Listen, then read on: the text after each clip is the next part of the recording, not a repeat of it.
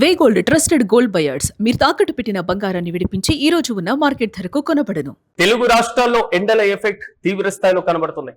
ఒక్కరోజే వేర్వేరు ప్రాంతాల్లో సుమారు 30 మంది వేడి గాలుల కారణంగా మృతి చెందారు. ఇక ఆంధ్రప్రదేశ్ రాష్ట్రంలో 21 మంది మృతి చెందారు. ఒక్క విజయవాడలోనే 10 మరణాలు నమోదు కావడం ఆందోళన కలిగిస్తుంది. తెలంగాణలోనూ పలు ప్రాంతాల్లో 9 మంది మృతి చెందారు.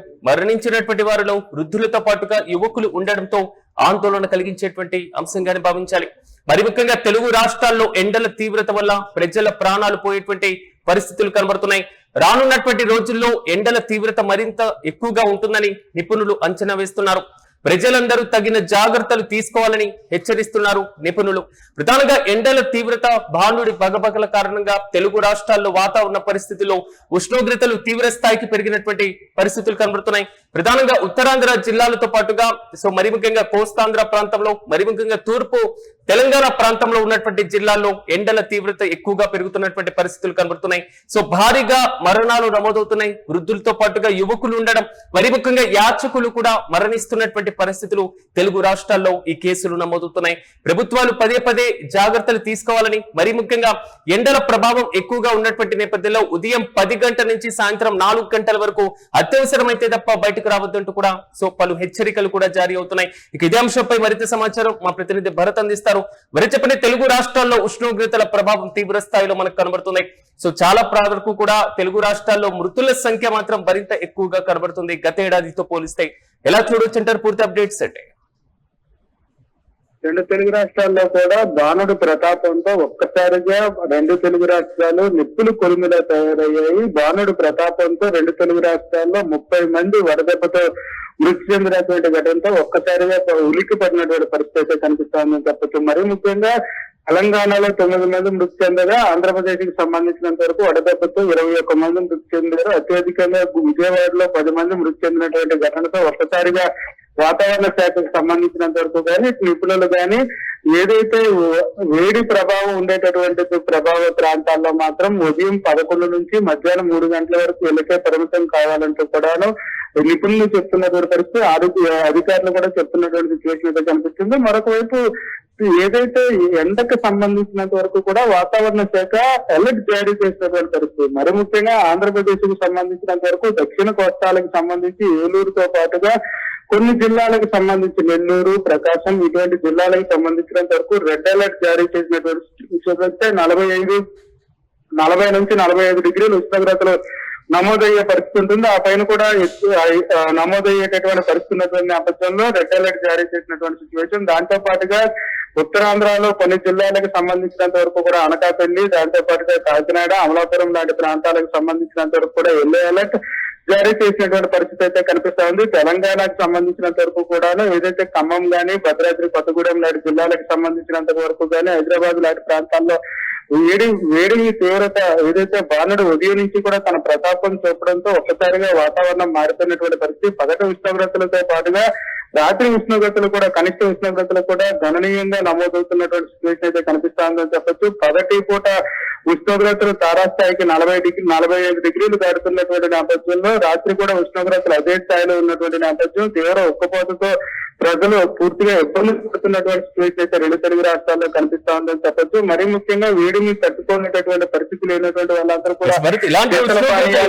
రోహిణి కార్తీ ప్రభావం కూడా ఎక్కువగా ఉండేటువంటి పరిస్థితులు ఉంటాయి. కాబట్టి ఇంకా ఎన్ని రోజులు అంటే ఋతుపవనాల రాక కోసం ప్రజలు కూడా ఆశగా ఎదురు చూస్తున్న పరిస్థితులే మనం చూస్తున్నాం. ఎప్పటి వరకు ఉష్ణోగ్రతలు ఇదే విధంగా ఉండేటువంటి అవకాశం ఉండొచ్చంట? మరొక 5 రోజుల పాటు రెండు తెలుగు రాష్ట్రాలకు సంబంధించినంత వరకు ఉష్ణోగ్రతలు ఎలాగే నమోదవుతాయంటూ కూడా వాతావరణ శాఖ ఇప్పటికీ అలర్ట్ జారీ అయినటువంటి పరిస్థితి కనిపిస్తా ఉందని చెప్పొచ్చు. మరీ ముఖ్యంగా తెలుగు రాష్ట్రాలకు సంబంధించినంత వరకు కూడాను అత్యధిక ఉష్ణోగ్రతలు నమోదయ్యేటటువంటి పరిస్థితి మరొక 4 రోజుల పాటు కొనసాగుతుందని వాతావరణ శాఖ చెప్పినటువంటి పరిస్థితి. ఏదైతే 40 నుంచి 45 డిగ్రీలు నమోదవుతున్నటువంటి నేపథ్యంలో ప్రజలు తీవ్ర ఉక్కపోతతో పాటుగా వడదెబ్బకి గురవుతున్నటువంటి పరిస్థితి కనిపిస్తుంది. ప్రజలందరినీ కూడా అప్రమత్తంగా ఉండాలంటే కూడా ప్రభుత్వాలతో పాటుగా వాతావరణ శాఖ అధికారులు, అదేవిధంగా ఎవరైతే ఆరోగ్య నిపుణులు కూడా చెప్తున్నటువంటి సిచ్యువేషన్ అయితే కనిపిస్తామని చెప్పొచ్చు. తెలుగు రాష్ట్రాలకు సంబంధించినంత వరకు కూడాను ఏదైతే పర్యావరణానికి సంబంధించినంత వరకు కూడా అంతా కాంక్రీట్ జంగిలిగా మారిపోవడంతో పాటుగానే ఇటువంటి ఎండల తీవ్రత పెరిగేటటువంటి ఆస్కారం ఉంటుంది. ఎక్కడ కూడా చెట్ల నీడ లేకపోవడం, గ్రీనరీ లేకపోవడంతో ఒక్కసారిగా ఉష్ణోగ్రతలు పెరిగినటువంటి పరిస్థితి అయితే కనిపిస్తోందని చెప్పి ఆంధ్రప్రదేశ్ కి సంబంధించినంత వరకు కూడా సీషోర్ లో ఉండేటటువంటి ప్రాంతాలు శ్రీకాకుళం నుంచి మొదలు పెడితే నెల్లూరు వరకు కూడా పూర్తిగా ఎండ తీవ్రత కనిపిస్తున్నటువంటి నేపథ్యం.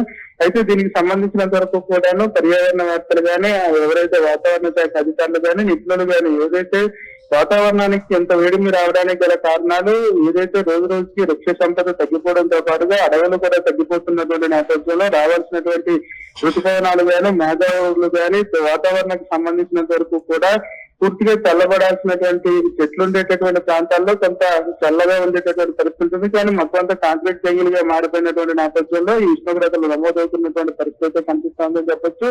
మరొకవైపు ఋతుపవనాలకు సంబంధించినంత వరకు కూడా ఇప్పటికీ అండమాన్ తాకినటువంటి పరిస్థితి, కేరళకు తాకడానికి సంబంధించినంత వరకు కూడా కాస్త ఏదైతే 26కి తాకుతాయంటూ కూడా అంచనా వేస్తున్నప్పటికీ వాతావరణ శాఖ అధికారులు అక్కడి నుంచి అది జూన్ 1 నాటికి మారేటటువంటి ఆస్కారం ఎక్కువగా కనిపిస్తోంది. ఎందుకంటే ఇక్కడ వేడి తీవ్రతతో పాటుగా ఎల్లో అలర్ట్ అంటే మొత్తం అంతా కూడా ఉష్ణోగ్రతలు అధికంగా నమోదవుతున్నటువంటి నేపథ్యం. ఈ నేపథ్యంలో 5 రోజులు లేట్ గానే కేరళకు తాకే అవకాశాలు ఉన్నాయి వాతావరణ శాఖ అంచనా వేస్తుంది. అయితే కేరళకి జూన్ 1న ఋతుపవనాలు తాకిన వెంటనే అది విస్తరిస్తున్నటువంటి తరుణంలో జూన్ 5 లేదా 7 తారీఖులకు ఆంధ్రప్రదేశ్, అదేవిధంగా తెలంగాణకు సంబంధించినంత వరకు 9వ తేదీ వరకు తాకే అవకాశం ఉందంటూ కూడా వాతావరణ శాఖ అంచనా వేస్తున్నటువంటి పరిస్థితి కనిపిస్తుంది. మరొక వారం రోజుల పాటు ఇదే వేడిమి ఉష్ణోగ్రతలు నమోదయ్యేటటువంటి పరిస్థితి ఉన్నటువంటి నేపథ్యంలో తెలుగు రాష్ట్రాల్లో ఉండేటటువంటి ప్రభుత్వాలు కూడా అలర్ట్ అయినటువంటి పరిస్థితి. అత్యవసర సమయాల్లో తప్ప మిగిలిన సమయాల్లో ఇళ్ళకే పరిమితం కావాలంటూ కూడాను అధికారులు కానీ వాళ్ళకి ప్రభుత్వం కూడా ఎప్పటికీ చెప్తున్నటువంటి సిచ్యువేషన్ అయితే కనిపిస్తుంది. ఒకవేళ బయటికి వచ్చేటటువంటి వాళ్ళు తెల్ల బట్టలతో పాటుగా టోపీ, అదేవిధంగా కళ్ళద్దాలు బ్లాక్ అద్దాలు పెట్టుకోవాలని, దాంతో పాటుగా తరచూ మంచినీళ్ళతో పాటుగా మజ్జిగ లాంటివి సేవించాలంటూ కూడా చెప్తున్నటువంటి సిచ్యువేషన్. దాంతో పాటుగా వృద్ధులు కానీ, చిన్నపిల్లలు, గర్భిణీలు శీతల కేంద్రాలు ఏదైతే ఏసీ కానీ ఇంకేదైనా ఇతర కూలింగ్ వచ్చేటటువంటి ఫ్యాన్స్ ఉండేటటువంటివి కానీ వాడుకోవాలంటూ కూడా అధికారులు చెప్తున్నటువంటి పరిస్థితి కనిపిస్తుంది. Right Bharat, thank you. మొత్తం మీద తెలుగు రాష్ట్రాల్లో ఎండల ప్రభావం చాలా తీవ్రంగా కనబడుతుంది. ఒక్కరోజే వేర్వేరు ప్రాంతాల్లో దాదాపు 30 మంది వేడి గాలుల కారణంగా మృతి చెందారు. ఆంధ్రప్రదేశ్ రాష్ట్రంలో 21 మంది, ఒక్క విజయవాడలోనే 10 మరణాలు నమోదు కావడం మాత్రం కొంతవరకు ఆందోళన కలిగిస్తుంది. ఇక తెలంగాణలో ఉన్నటువంటి పలు ప్రాంతాల్లో 9 మంది మృతి చెందారు. మరణించినటువంటి వారిలో ఈ వృద్ధులతో పాటుగా యువకులు కూడా ఉండడం కొంతవరకు ఆందోళన కలిగించేటువంటి అంశం. తెలుగు రాష్ట్రాల్లో ఎండల తీవ్రత వల్ల ప్రజలు ప్రాణాలు పోయేటువంటి పరిస్థితులు కనబడుతున్నాయి. రానున్నటువంటి రోజుల్లో ఎండలు మరింత ఎక్కువగా ఉండేటువంటి అవకాశం ఉందని నిపుణులు అంచనా వేస్తున్నారు. ప్రజలందరూ కూడా తగిన జాగ్రత్తలు తీసుకోవాలంటూ కూడా నిపుణులు హెచ్చరిస్తున్న పరిస్థితులు కనబడుతున్నాయి.